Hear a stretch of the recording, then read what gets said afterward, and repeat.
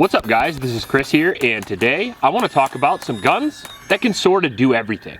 Today we're going to be going over 5 handguns that I think can cover all the bases. Do-it-all handguns. That's what we're all looking for. We want a firearm that can do everything, and sadly there's very few that can actually pull it off. However, I think this era, the golden era of handguns, has produced some of the best handguns in history, and I think I get to show off a few here today. Now, all of these guns have been through 1,000-round reviews, so if you're interested in detailed videos on any of these guns you see on the top 5, feel free to just search YouTube and they'll show up. I also want to mention that we're doing exclusive content, and you'll be seeing a lot of interesting videos and deals and all kinds of stuff on our Twitter as well, HonestOutlaw_ over at X. I'd advise you to go over there and check that out. They seem to be one of the freer social medias, so we can do some fun stuff on there we can't do on here. Now, the criteria for this video is a little interesting, and it's obviously going to be mine, and obviously this video is my opinion, but it's an educated one. I've shot lots of guns, and you can see that in the footage that I'm not too bad at it either, so these are just my personal opinions on which guns I think would be the best for every situation. Now, these handguns are going to be affordable-ish, they're going to be very modular, and they're going to be capable of doing lots of tasks. So with that being said, let's get right into it with number 5, the Walther PDP Compact. Now, the Walther PDP Compact is a 4-inch polymer frame striker fired pistol with a very modern design. One of the newer designs that are going to be on the video. It has a pre-cocked striker trigger, which means it has one of, if not the absolute best triggers on the market, as you can see here. Very good trigger. Makes it very fast, able to shoot in competition, able to shoot at long distance, which is a few things that a lot of handguns can't do, especially in this size format. It comes with slide serrations, an optic mounting system, adjustable sights out of the factory, 3 15-round magazines, and a really, really good grip. This is actually the PDP F, which is the smaller frame. This is actually my wife's gun, and it was the one that we had tricked out already, so I brought it out. The standard PDP Compact has a larger grip, but the cool thing about the Compact from Walther is that you can get the smaller grip one as well if you have a little bit smaller hands, so it fits you better. It has a high beaver tail on it, so you can control that recoil really well. And not only do you get the 15-round magazines, but you get the capability of the larger magazines as well. You'll see a pattern in this video.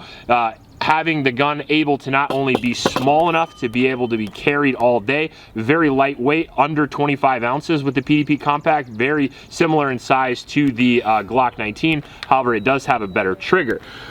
Just like the Glock 19, it can accept the larger magazines from the larger frame guns. So if you want to, you can use this as a carry gun the way it is, small, light, easy to carry, and then when you get home and you want to use it as a home defense gun, you can add your Surefire X300 here.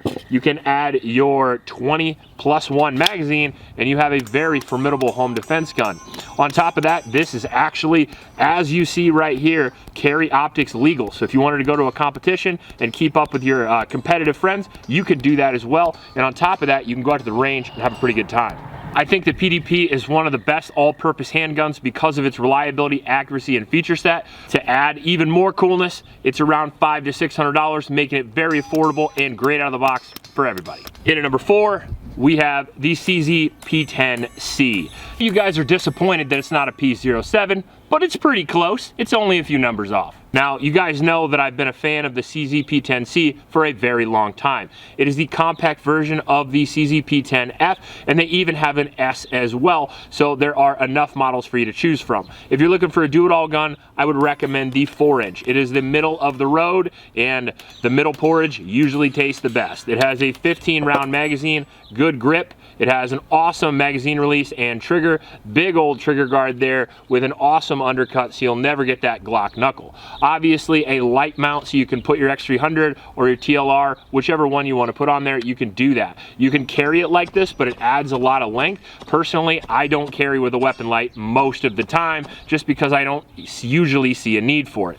Now, you have a light mount here, so you can put your weapon light on there, and if your weapon light's too long to be carrying all the time, you can take it off during the day, carry this gun, and again, just like the PDP, you can throw it on at night and make it a formidable home defense gun, because just like the PDP, it takes the larger magazines. So again, 19+1 here, and automatically you have a phenomenal home defense gun. You can only shoot one gun and have a home defense gun, have a carry gun, and have a plinking gun or a carry optics gun, because they have models of these with optics ready, or you can run the dope iron sights like I am here. Now, some of the differences between this gun and the PDP, even though they're both striker fired polymer frames, is that the CZ is going to have a little bit lighter recoil, and the reason for that is you get a little bit higher grip. It's a little bit more aggressive of a grip angle, but I think most of it is the fact that you have a lighter slide mass. The slide mass is not only lower, but it's lighter as well, so it tracks a little bit better, and it feels like it's just a faster shooting gun to me. And on top of that, it's even a couple $100 less than the PDP. You can see these coming out for $300 all the way to $500, making them extremely affordable. Again, solid set of steel sights out of the factory, so no need to change those. Front slide serrations, so if you are running one of the optics ready models, you're not going to be bumping your optic. Very, very cool shooting pistol, and a very fast shooting pistol as well. As you can see, the trigger reset here is awesome, and the trigger pull is awesome as well. Overall, one of the better guns you can get for the money, and if you get the 4-inch P10C, not only can you carry it all day because it's super light, again, under 25 ounces, barely an inch wide, but if you throw a larger magazine in it, you can shoot it like a full-size gun, giving it the capability to cover all your bases. Now, in at number 3, I departed a little bit from my formula. I did in fact choose a striker-fired polymer frame pistol because they're just the best weight, money, accuracy, reliability ratio. That's why most guns these days are made in this format, but this one's going to be a little bit different. This is the X Macro P365 from Sig Sauer. One of my favorite Sig Sauer pistols of all time, and it's hard to ignore this as a do-it-all pistol. 1 inch wide, very large for a P365, but very small for a compact pistol. If you consider the fact that this tiny little gun here is about the same size as a Glock 19, if not smaller, it's lighter and thinner, and it carries a 17+1 capacity with a flush fit magazine. The gun comes with an included comp in the slide, an included mount for optics. It takes the smaller dots, the 507K series, but they direct mount to it, which avoids issues with plates breaking and allows the sight to be lower. And on top of that, the thinner sights are thinner, obviously, so they're easier to carry as well. Comes with Sig X-ray night sights, which is awesome if you're not going to run a dot or if you want to co-witness. Has a light rail for your TLR7A, which I absolutely recommend. I freaking love this light, and it is the light that I use on the gun. Front slide serrations, so you don't want to bump the optic, and a phenomenal trigger out of the box.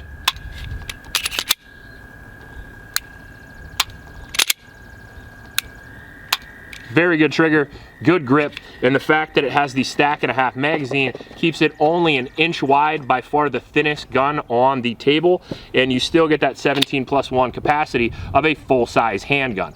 Phenomenal gun. However, it doesn't take any bigger mags than that because there are no bigger P365s. The cool thing is, though, the modularity of the 365, even though it doesn't take magazines from a different gun, it does in fact change into different guns if you want them to. So let's say you have the macro, but you want something smaller, maybe something like a tiny little P365. Well, the P365X Macro has the fire control unit in it of a 365. So if you want to pick up a frame, if you want to pick up a slide, if you want to pick up 10 frames, 10 slides, you can make 10 different guns with this singular firearm here and not have to worry about any more paperwork. So if you live in a place where it's hard to get firearms, this is a dope gun to have. It's just fun to be playing around because it's like adult Legos anyway, and it's a very cool way to make a firearm. One of the more revolutionary guns of the past few years. The only reason it's not higher up on the list is simply because I only have a sample size of 1, and all these other guns have been beat to death on my channel, and I have thousands and thousands of rounds through them. So someday maybe this will rank even higher. But very cool do-it-all gun, and if you're going to exclusively carry with a little bit of home defense, I would recommend going the thinner, lighter route. In at number 2, one of my personal favorite guns, and it is tricked out for carry. Guess why that is? This is the M&P 9 3.6 inch. Now, I was tempted to put a shield on this list for the same benefits of the P365. However, I thought the M&P 2.0 3.6 just fit a little bit better because you can do that. And automatically you have a solid capacity of 22 rounds with a weapon light and a dot and a very formidable, fast shooting, accurate platform for home defense that is so tiny you can carry it all day without ever having to worry about it.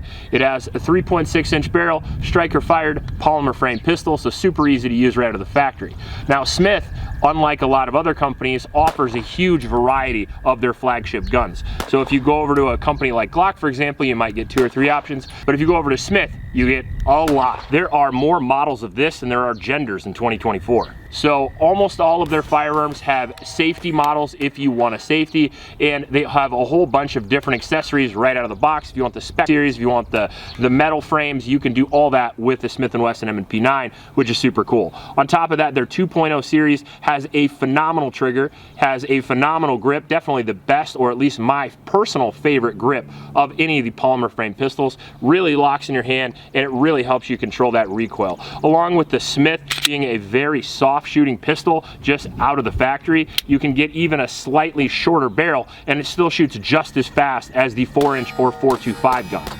Very awesome in my personal opinion. Now, some of the drawback to the 3.6 is that if you run the big honkin' X300, it's definitely going to be sticking out a lot, but it will help you control that recoil as well. The benefit of the 3.6 is you can run the shorty lights and you can carry with a light and barely even notice you have a carry gun at all. And if you want to, you can carry the included 15-round magazines, but you can carry one of these in your pocket and immediately upgrade. So for home defense, for a backup magazine, this is a solid plan with a solid gun.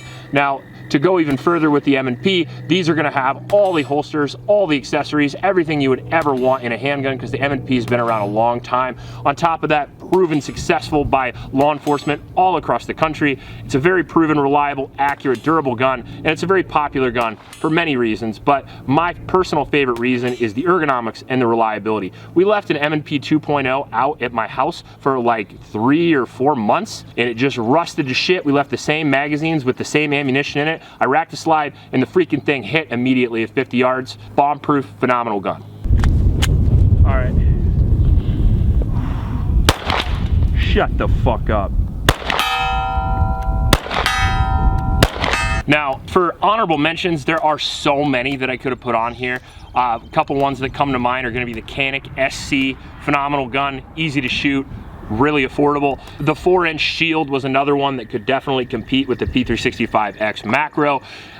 Those are two great guns. The VP9 Compact series is a pretty phenomenal gun as well, as are many others. But I thought that there was really only one king of this category, and honestly, it's pretty obvious. It's been the king of this category for a very long time, and I'm sure it will continue to be. Part of that's due to its popularity, part of that's due to its track record. You know what it is. It is the Glock 19.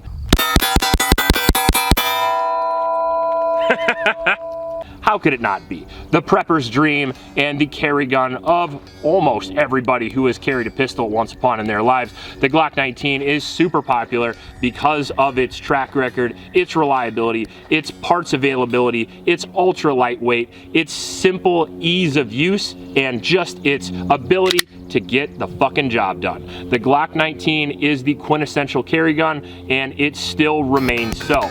Not only is it a 4-inch polymer frame pistol like all the others that came before it, but it is the OG that basically all of those are based on, so give credit where credit is due. The Glock 19 certainly can still get it done. Now, it doesn't have as many features as a lot of the other guns do, because it doesn't have to, because it's been the king for so long that people buy it on name and reputation alone. Should you do that? I would recommend no. I would recommend that the Glock has an interesting grip angle, and if you've never had one in your hands, they do feel a little awkward. And if you're used to more of a 1911 platform, I would check these out. That being said, if you bought a Glock and shot the first mag through it, second mag through it, you're gonna get used to that.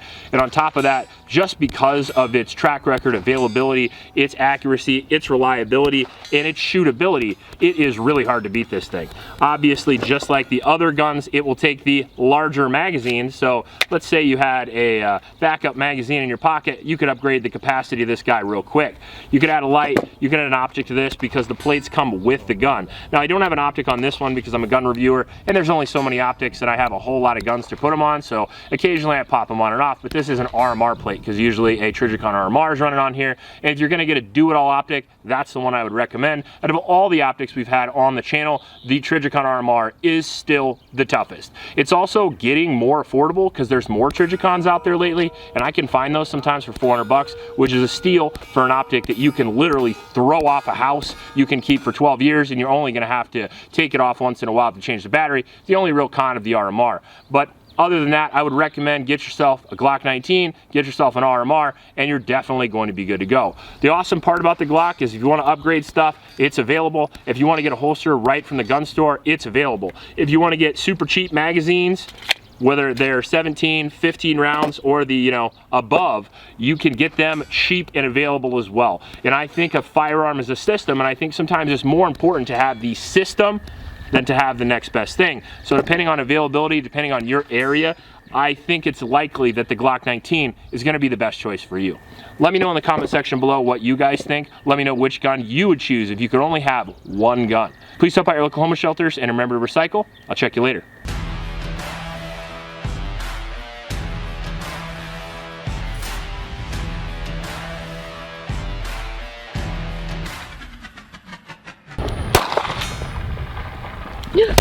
Oh shoot, oh God. What? Got stuck in my shoe and was burning my foot, sorry. That was real bad.